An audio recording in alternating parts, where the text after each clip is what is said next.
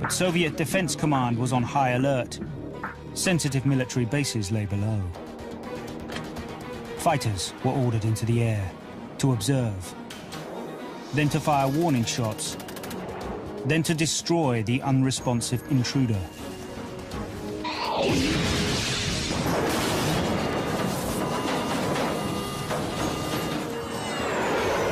The world was stunned by the tragic loss of life. What had gone wrong? Who was at fault? We'll use 21st century forensic technology to reinvestigate this controversial event and hear from the Soviet fighter pilot who shot the Korean airliner out of the sky. On Unsolved History.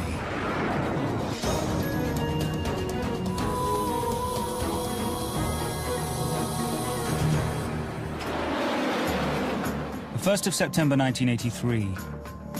Korean Airlines Flight 007, with 269 people aboard, was shot down by a Soviet fighter plane. No one on board survived. 23 of the dead were children under the age of 12. The incident sparked outrage around the world. The United States charged that the Soviets had fired upon a defenseless civilian aeroplane without provocation. There was absolutely no justification, either legal or moral, for what the Soviets did. The Soviet Union countered that the 747 was actually a spy plane and that their actions were justified. The Soviet regime, to the end of its days, insisted the mission had been a spy flight.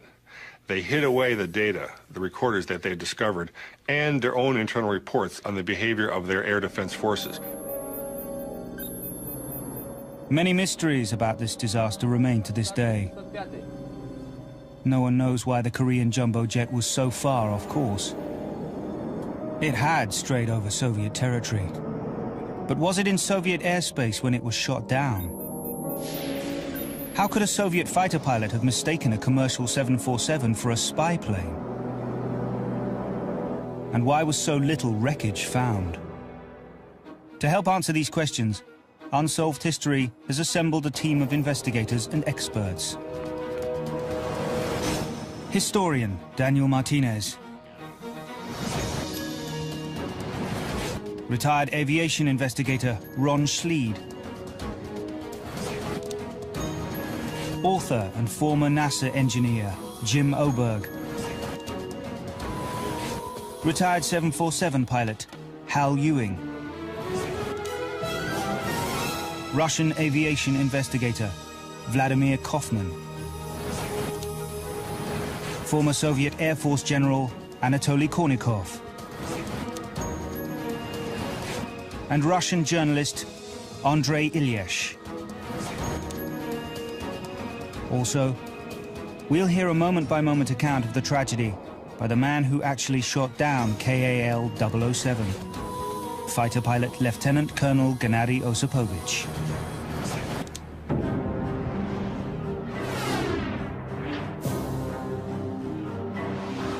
In 1983, tensions between the United States and the USSR were high. American President Ronald Reagan had called the Soviet Union the evil empire 5 months earlier, and the superpowers were engaged in a dangerous game of brinksmanship. On September the 1st, the game turned deadly.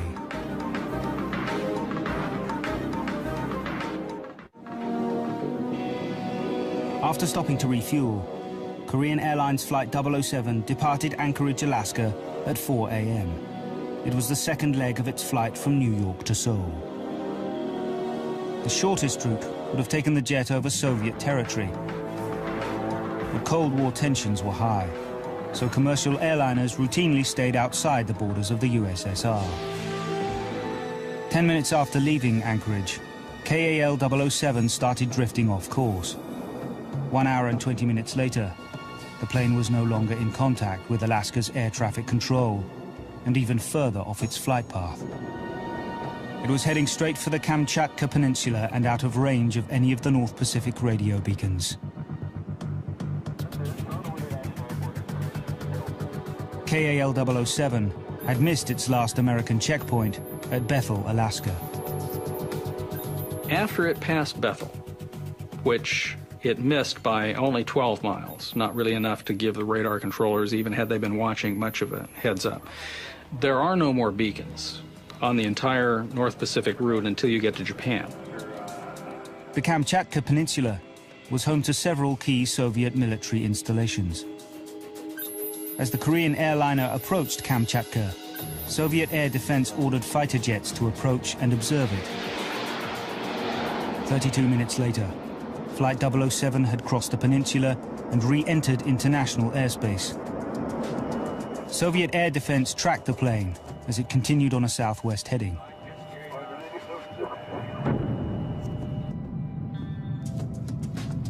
Apparently unaware that they were off course, KAL-007's cockpit crew continued to make weather and progress reports to air traffic controllers in both Anchorage and Tokyo.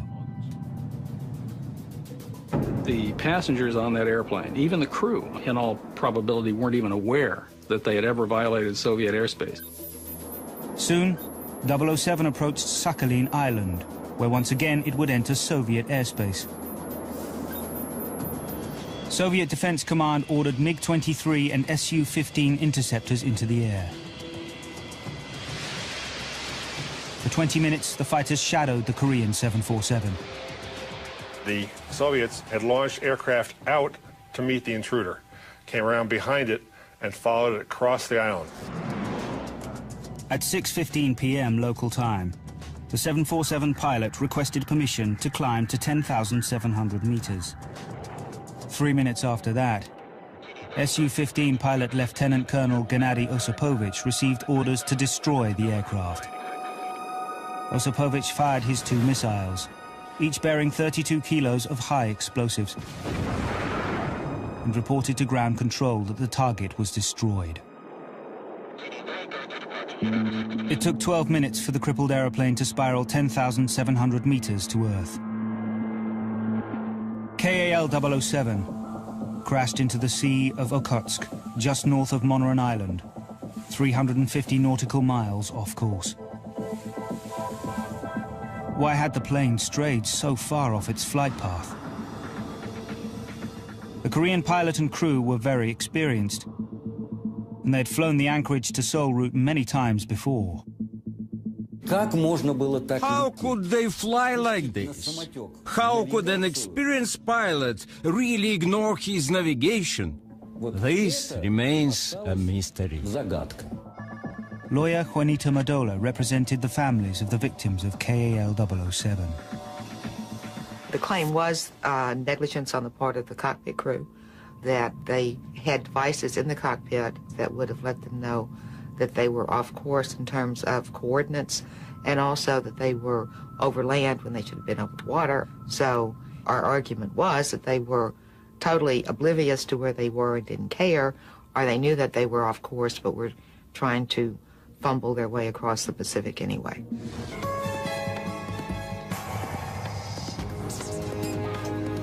To try and get some insight into the matter, retired 747 pilot Hal Ewing and historian Daniel Martinez have come to the Flight Training Academy in Miami, Florida.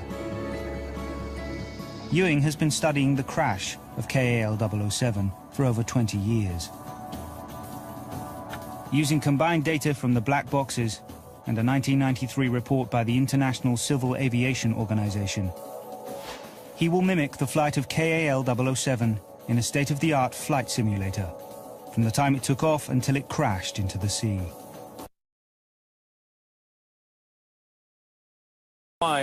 And make the same turns that they made at the same time that they made. The simulator here has been set to the same weight, the same center of gravity, the same weather conditions, and trim is the same to the maximum of our ability. Everything is the same as it was that night. Okay. Like most commercial airliners at the time, the 747 depended upon an inertial navigation system, or INS. This guided the plane using a series of ground-based radio beacons. The route the aircraft was supposed to fly was R20, which is an airway.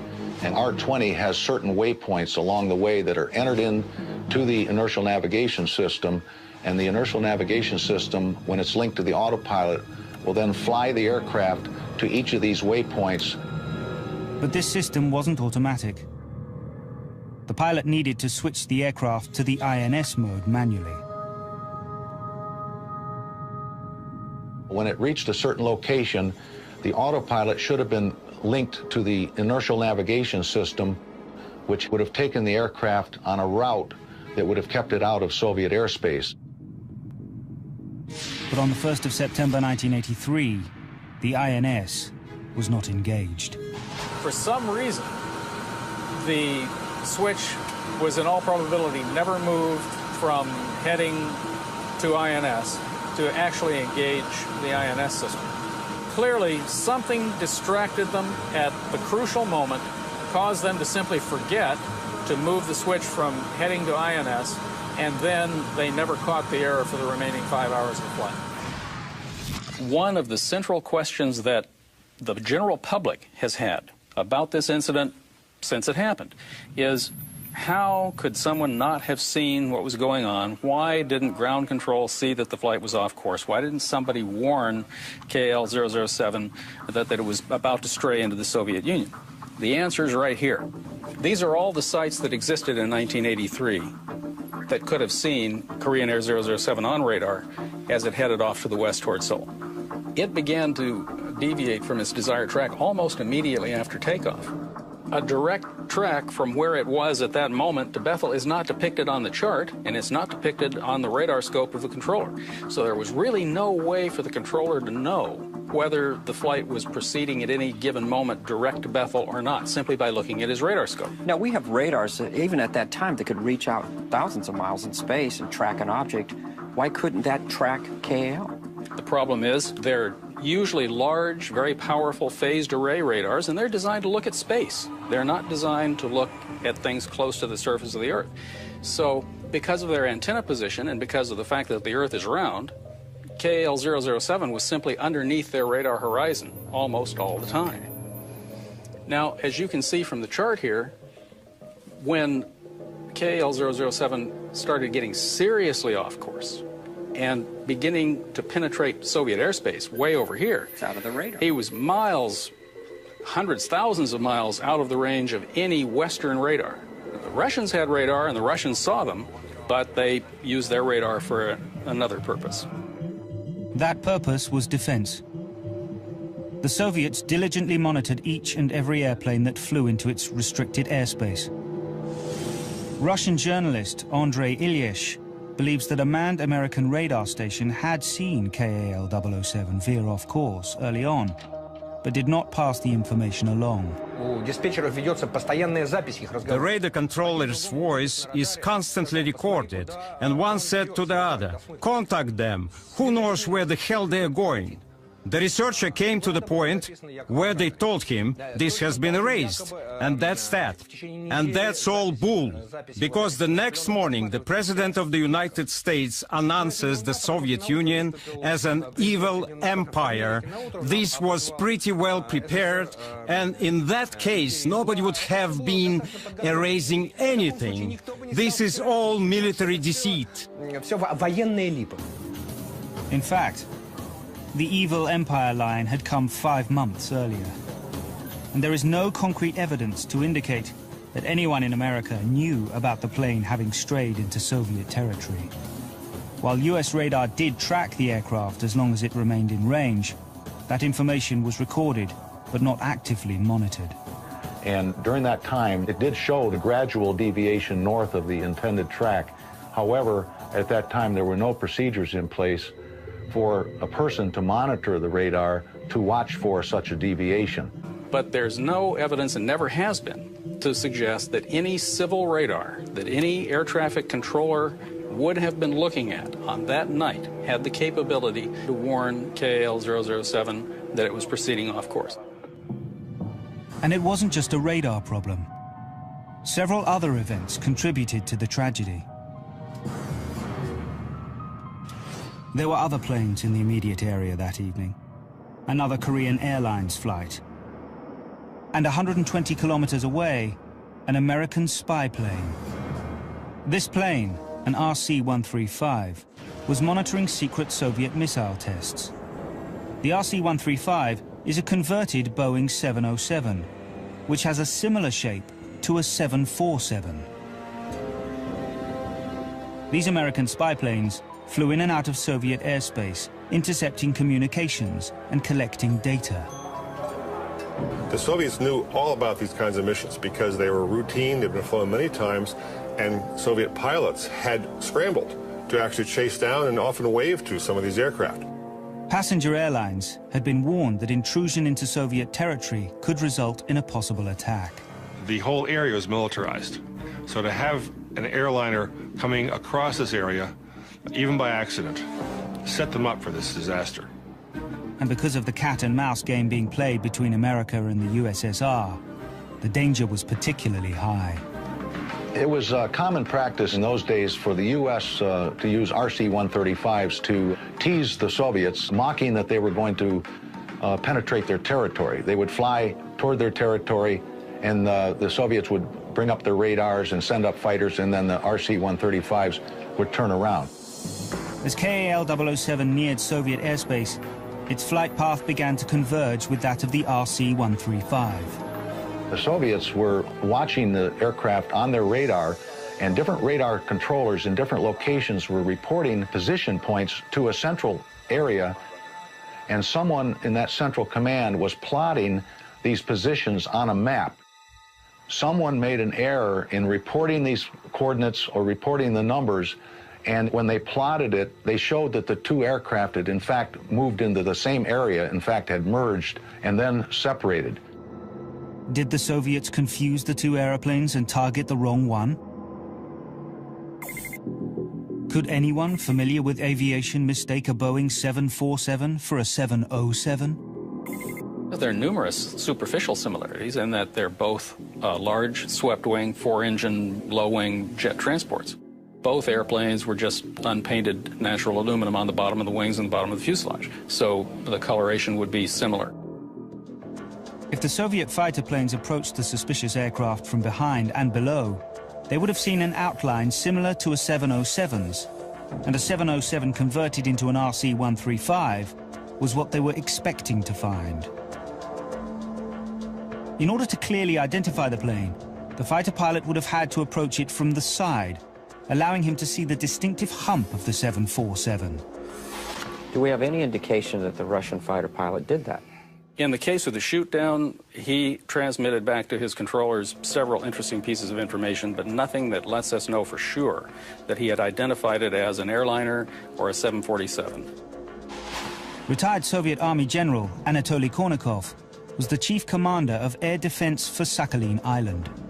We discovered an unidentified plane heading towards Sakhalin. Radars were activated and interceptor pilots ready in their cockpits. Soon we could identify the plane. It was still far away. I immediately decided to launch interceptors on duty into the air.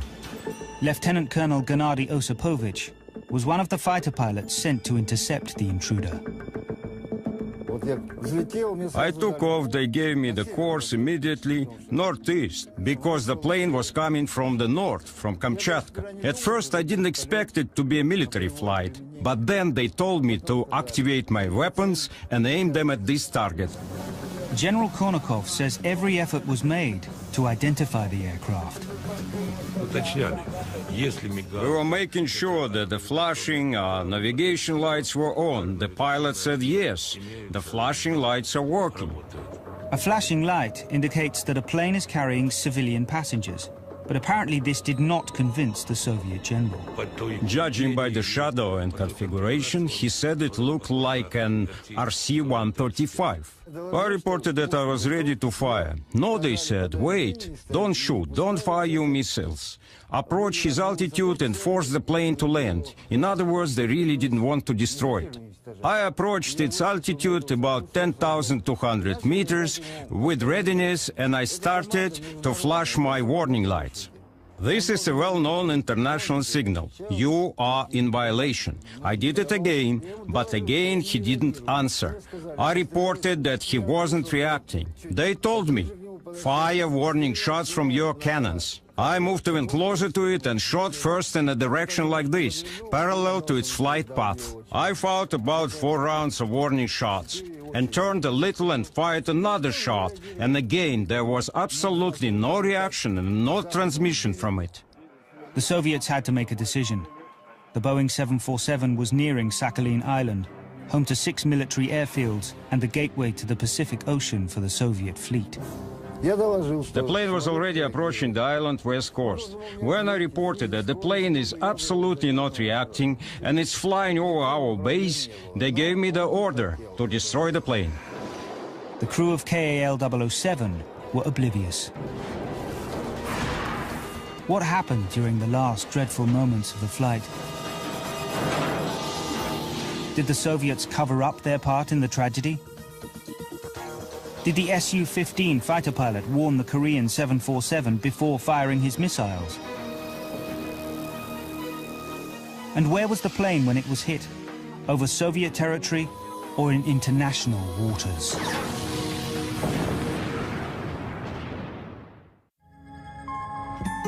The fate of Korean Airlines Flight 007 was sealed once it strayed into Soviet airspace.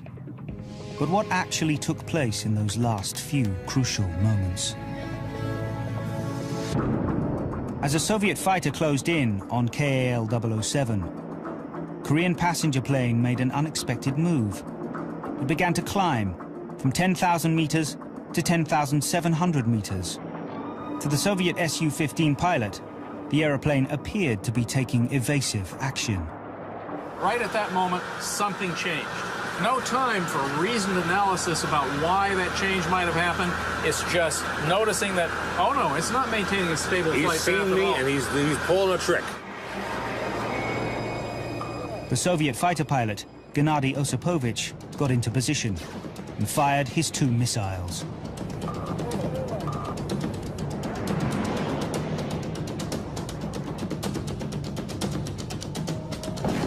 The left rocket is heat-seeking through infrared, and the right rocket is radar-guided. I didn't see the impact of the heat-seeking one, but the radar-guided I saw. Because you shoot it, and then you have to aim it by sighting it with beam, so it does not go off and self-destruct. I saw it explode right under the tail, near the stabilizer. I reported that the target was destroyed and returned to my airbase. Did both Soviet missiles strike the 747? It's not known. Right after impact, you can see that the nose begins to pitch up, airplane starts a climb. At the same time, the crew is making very large inputs of the control wheel to try to oppose this, and it's not being very effective. Well, pitch control all comes from the tail. So since there was an excursion in pitch, we can be fairly confident that something happened to the tail.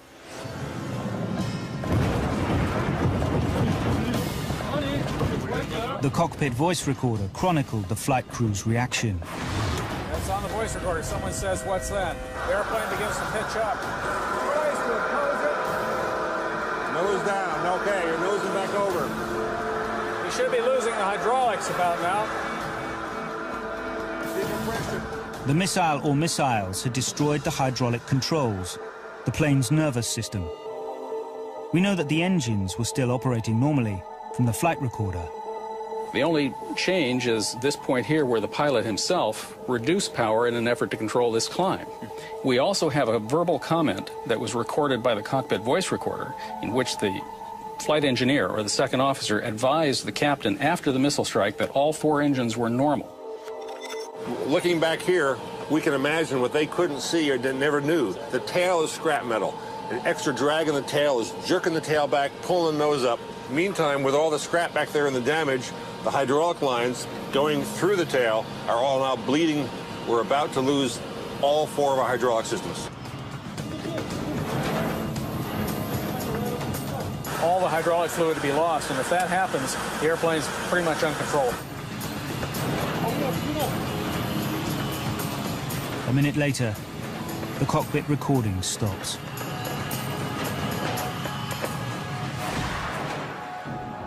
I don't think that the concept of an attack would have ever occurred to them. I don't think they lived long enough to really think it through and even grasp the idea that they might have been hit by a missile. But 10 minutes passed before the passenger jet struck the water at over 1,100 kilometers per hour.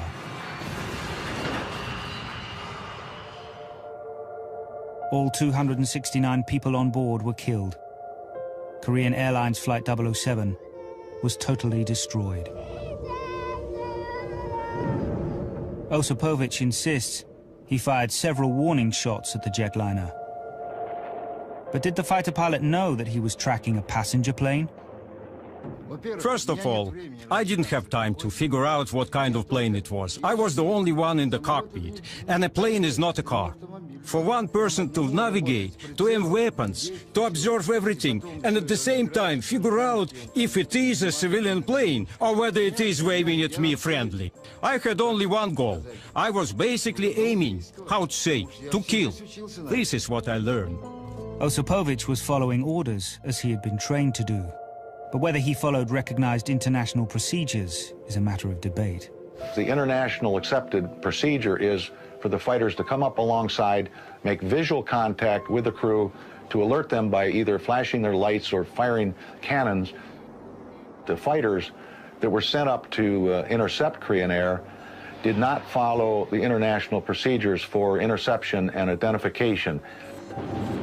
This is the actual audio recording of the radio conversation between Osipovich and his commanding officer in the minutes leading up to the firing of his missiles.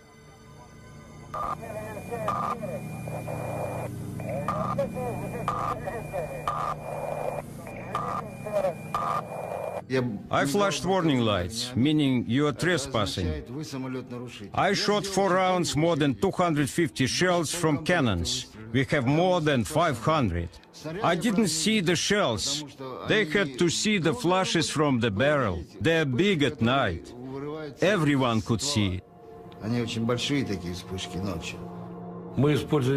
We used all possible means to let them know they were trespassing. Commands from the ground, from the air, by blinking lights, by warning shots from the cannons.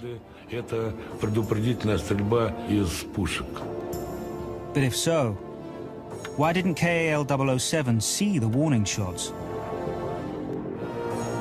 It's possible that the Korean plane had started its climb to 10,700 meters just before Osipovich fired. The warning shots could have passed beneath the 747, out of the Korean crew's line of sight.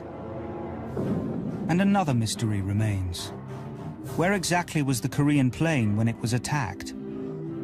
The Soviets claimed that the incident occurred in their airspace, but some insist KAL-007 had re-entered international airspace. This is a detailed map of the search areas. Where was the plane found? Right here, X marks the spot where the wreckage was located. It's interesting to note that if you trace the 12-mile limit around Monaran Island and the 12-mile limit off the west coast of Sakhalin, it is definitely in international waters.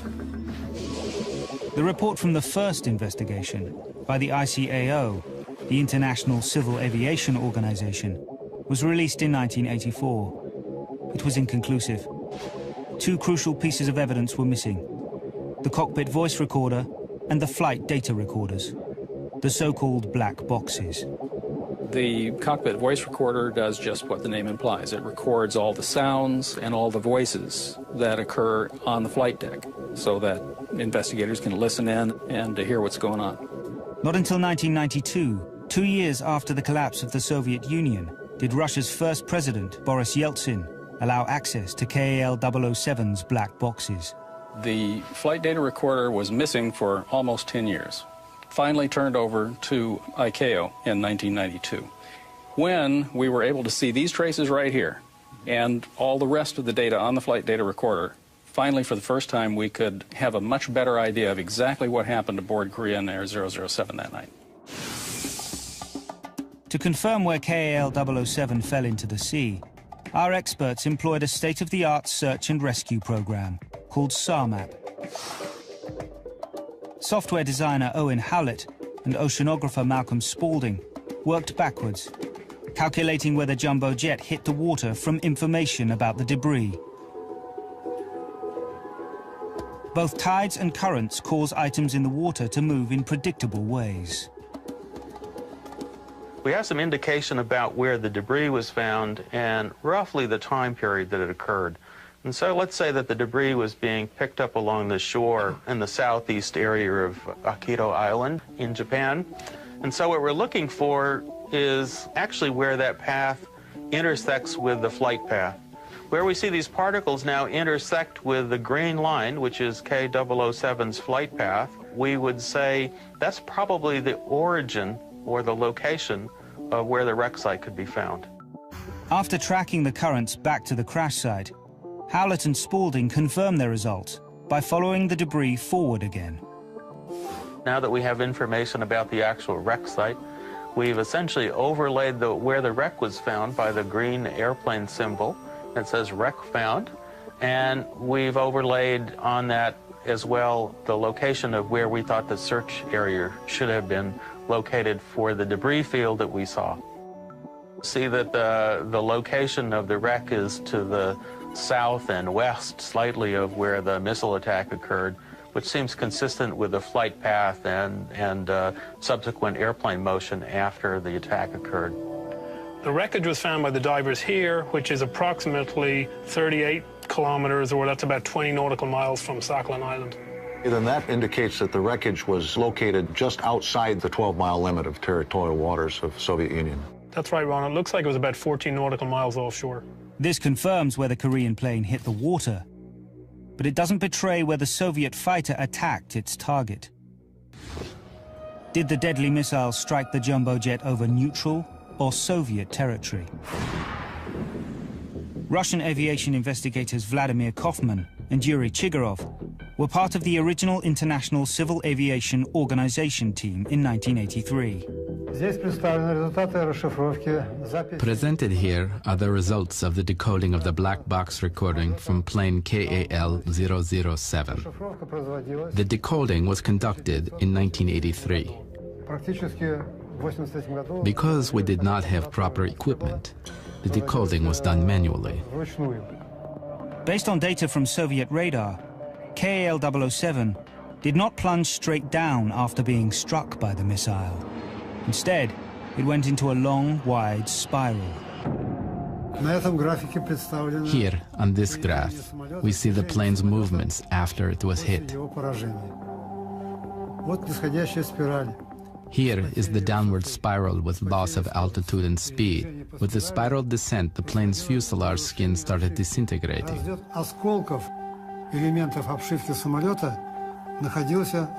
The debris was dispersed over the 5 to 7 kilometer radius.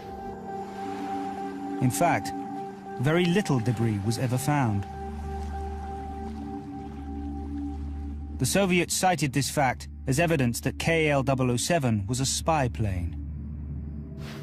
To this day, General Kornakov is skeptical that the 747 was a civilian aircraft.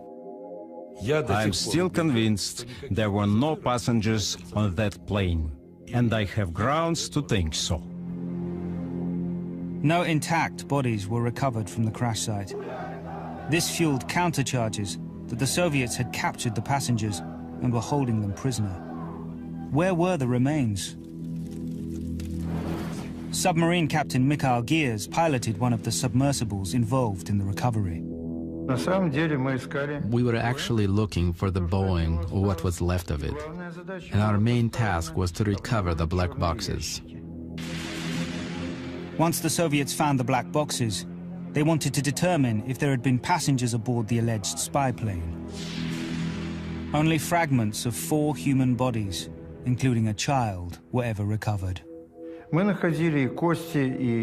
found bones and body parts. You've seen my pictures. There were many underwater creatures that immediately eat everything, including crabs, and there was a strong current there.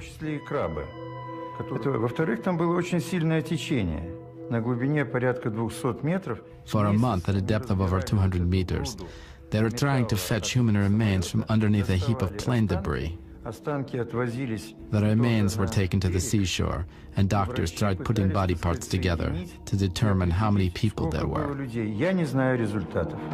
Identifying the remains was impossible. In fact, authorities were unable to prove conclusively that the body parts had even come from passengers of KAL 007.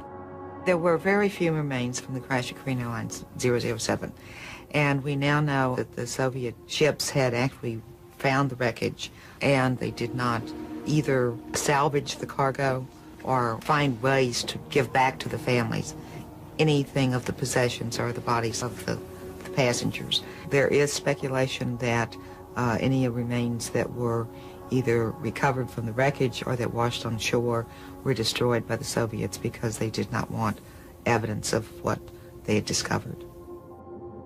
So what had happened to the bodies? How could they have vanished? Some experts believe that the aeroplane and its passengers were obliterated upon impact. If the wreckage is seriously torn apart and just in small pieces, we'd have to assume that it had a lot of airspeed and a lot of impact when it hit the water. Conversely, if the fuselage and other parts of the airplane are largely intact, then you'd have to assume a lesser impact, but still enough to kill everybody on the airplane. KAL 007 certainly could have disintegrated upon crashing into the ocean, the same way many planes do when they crash into the ground. Still, many relatives of the victims felt that the lack of remains indicated that there must have been survivors.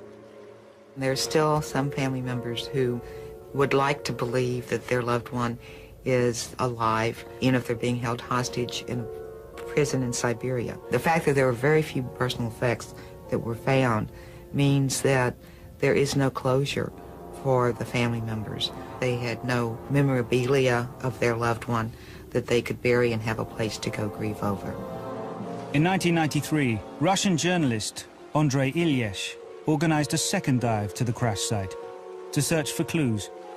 He invited Mikhail Gears to help with the investigation. The main question still engendering myths is why no corpses were found.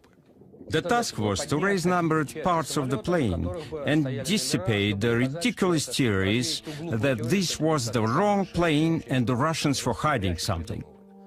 I retrieved the numbered parts so that we could send them to Boeing in Seattle and prove that they belong to that specific plane.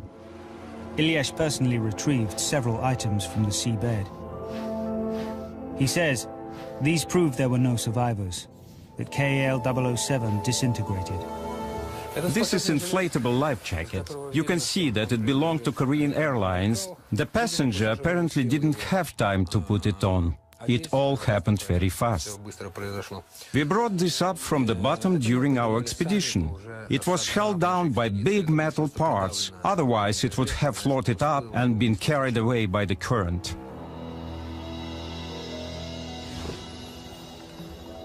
Do swift currents, scavengers, and time account for the surprising scarcity of crash debris and human remains? And there's still the question of whether Soviet missiles connected with the Korean passenger plane. Had KAL 007 already passed into neutral and supposedly safe airspace? Or was it over Sakhalin Island and its top-secret military bases? And if the former, why did the USSR withhold the black boxes from international investigators for nearly 10 years?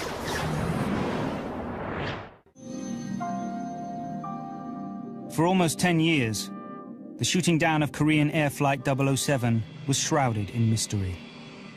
Finally, in 1992, the Russian Federation relinquished the plane's black boxes to Korean authorities. A second official investigation, released in May of 1993, concluded that the Soviet Defense Forces had exercised proper conduct and made every attempt to identify and warn the passenger plane before firing on it. The report also concluded that the fighter pilot had attacked the 747 in Soviet airspace. Jim Oberg, an expert on Soviet disasters, disagrees.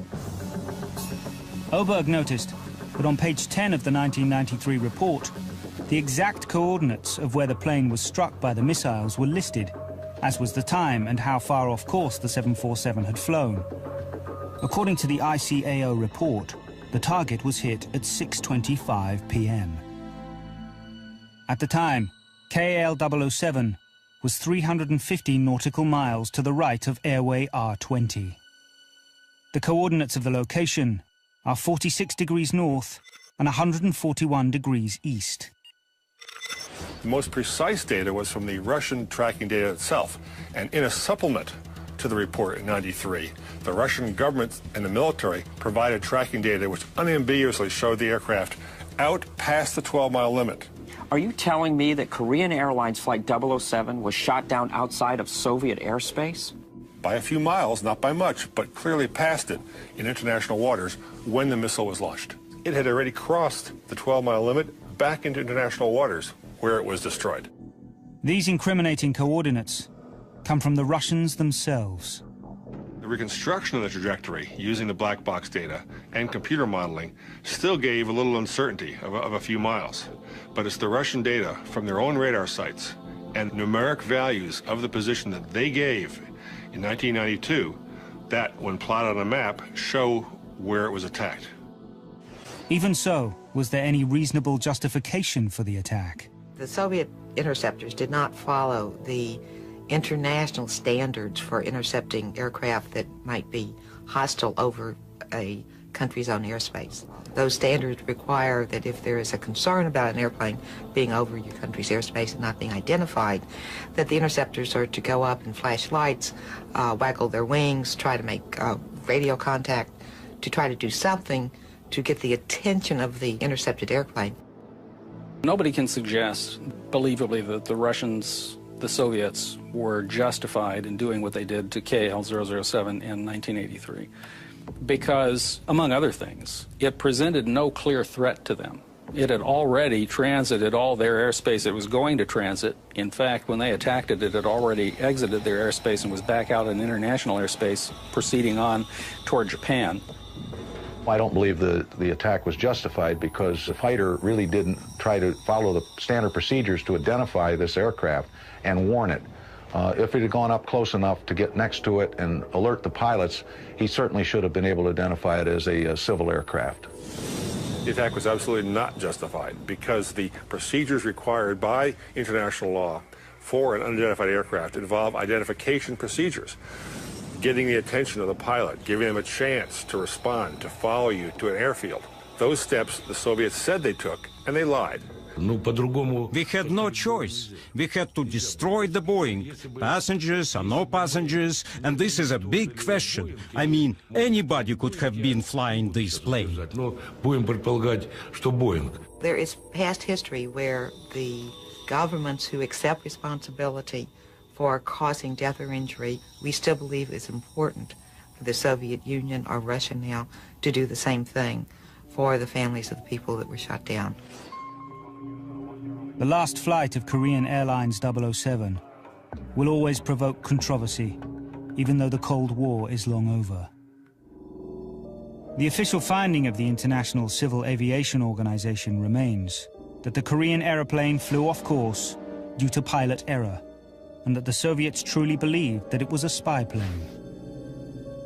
The order to destroy was made in absolute conviction and was executed on this basis that this was a spy plane, which intruded very deeply, about 500 miles into the territory of a sovereign state.